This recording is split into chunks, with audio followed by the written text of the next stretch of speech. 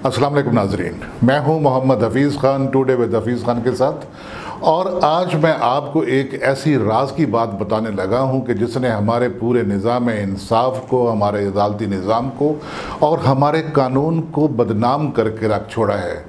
आप मुझसे पूछेंगे कि ये बात कौन सी है, वो मैं आपको बताने लगा हूँ। लेकिन उससे पहले अगर आपने इस channel today with Hafeez Khan को सब्सक्राइब नहीं किया तो आप इसे सब्सक्राइब कीजिए। और अब आते हैं उस बात की तरफ।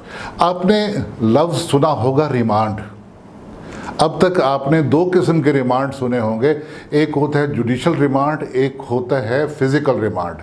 फिज़िकल रिमांड होता है जिस्मानी रिमांड के जब किसी क्रिमिनल केस में, फौजदारी केस में किसी मुलजिम को पकड़ा जाता है तो पुलिस पर फ़र्ज़ है कि उसको 24 घंटे के अंदर अंदर अपने करीबी मजिस्ट्रेट के पास पेश करे और बताए कि उस शख्स को गिरफ़्तार क्यों किया गया है। फिर अगर उसका जिस्म पुलिस को तफ्तीश के लिए मतलूब होता है, इन्वेस्टिगेशन के लिए, पूछगछ के लिए, तो फिर मजिस्ट्रेट साहब जो हैं वो देखते हैं कि कितना रिमांड दिया जाना मुनासिब है, 1 दिन का, 2 दिन का, 3 दिन का। तो वो केस की नौइयत के पेश नज़र जितना मुनासिब समझते हैं वो रिमांड देते हैं। यूँ रिमांड होता है कि उसका जिस्म पुलिस को वापस कर दिया गया कि पुलिस उससे पूछगछ कर सके। ये रिमांड 14 दिन का मैक्सिमम होता है। अब आते हैं जो हमारा रिमांड दूसरा है, जुडिशल रिमांड। जब ये 14 दिन गुजर जाते हैं और पुलिस अपनी कार्रवाई मुकम्मल कर लेती है कि जो उसे चालान तैयार करने के लिए ज़रूरी हो, तो फिर वो लेकर आती है मुलजिम को मजिस्ट्रेट साहब के पास और वो उसे जेल भिजवा देते हैं, जिसे जुडिशल रिमांड कहा जाता है।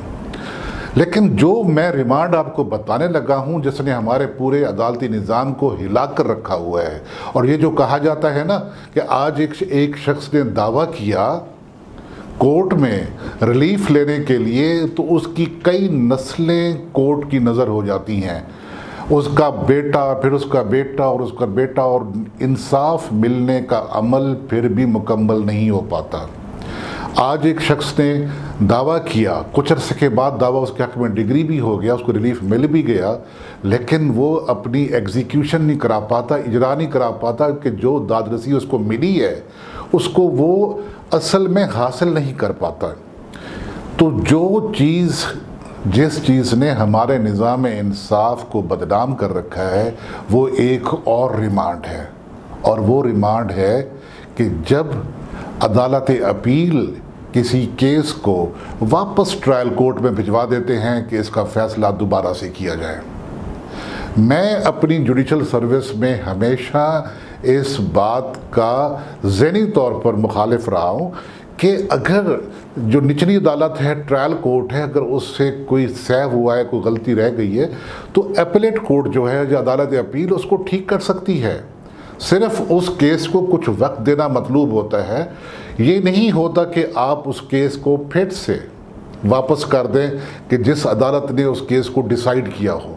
और डिसाइड करने में आपको पता है कि जो ट्रायल कोर्ट को कितना अरसा लग जाता है। एक मामूली केस होता है कि आपने हुक्म इम्तनाई का किया, स्टे लेने के लिए किया, आपका किसी के साथ मुआहदा हुआ, उसकी खिलाफ वर्जी हो गई, किसी ने आपकी ज़मीन पर कब्ज़ा कर लिया, आपने उसे कब्ज़ा लेना है, तो साल हर साल, कभी एविडेंस में, कभी दूसरे मामलात में, बहस में, कभी वकला की हड़ताल है, तो ये बातें नज़र होती रहती हैं।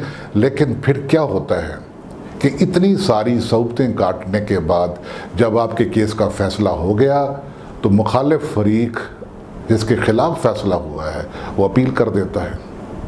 और मैंने तो अपनी ज़िंदगी में ऐसे रिमांड भी देखे हैं कि अपील हुई और जो अपीलेट कोर्ट के जज साहब थे उन्होंने सिर्फ इसलिए केस को वापस भिजवा दिया कि इसको दोबारा बहस सुनकर दोबारा फ़ैसला किया जाए।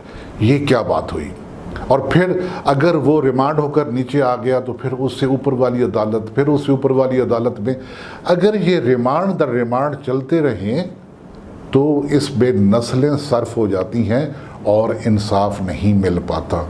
मैंने हमेशा ये कोशिश की कि जो अपील मेरे पास आए, जब मैं अपीलेट कोर्ट का जज था, तो मैंने उसको रिमांड करने की बजाय कि जो उसमें कुछ ऐसी बात रह गई थी कि जिसको दोबारा से देखा जाना मतलूब हो, तो वो मैं खुद देख लिया करता था।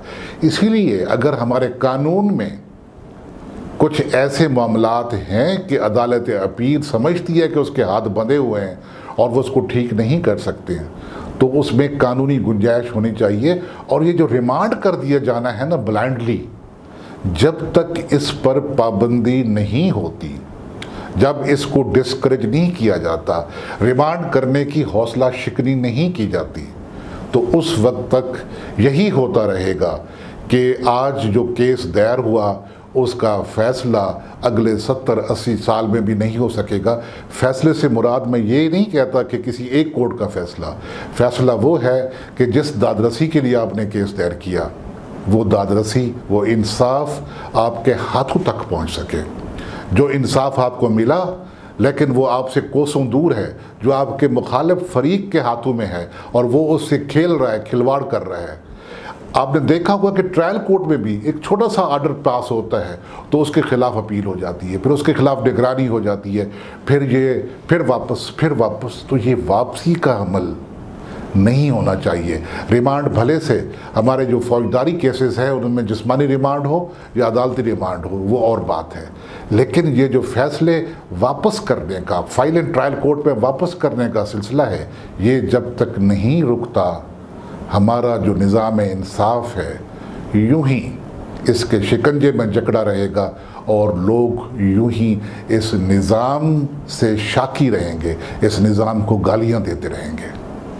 तो ये था हमारा आज का वीलॉग। दोस्तों, आपको कैसा लगा इसे शेयर कीजिएगा अपने अपने हल्का अहबाब में, और टुडे विद हफीज़ खान को सब्सक्राइब कीजिए अगर पहले से नहीं किया हुआ, और इजाज़त दीजिए मोहम्मद हफीज़ खान को। फ़ी अमानिल्लाह।